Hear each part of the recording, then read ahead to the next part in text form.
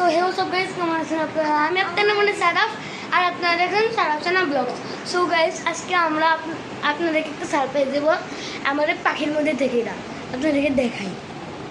টাডাডা টাডাডা আমাদের পাখি এসে পড়ছে চিকু। চিকু ওর নাম চিকু। চিকু চিকু ওর রিঙ্গো আসবে, আপনারা খুবটা দেখতে পাচ্ছেন।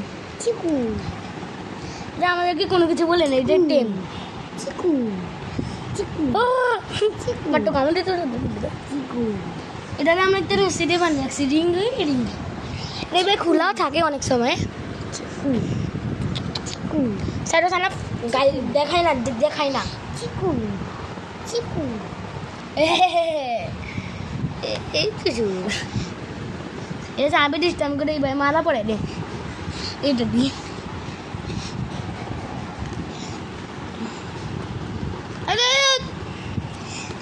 পাখিটা ব্যথা পায়, মারা পড়ে একটা ক্যাপ পরে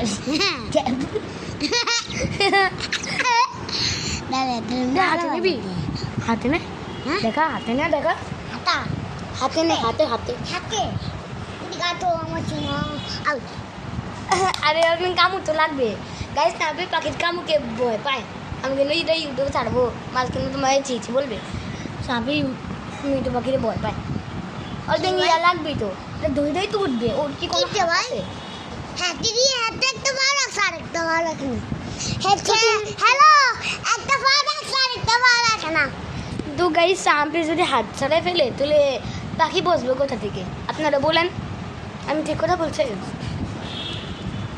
সামনে আসছে তুই চিকুইন মাইয়া চিকুন যাও তা মাইয়া চিকু আই না তো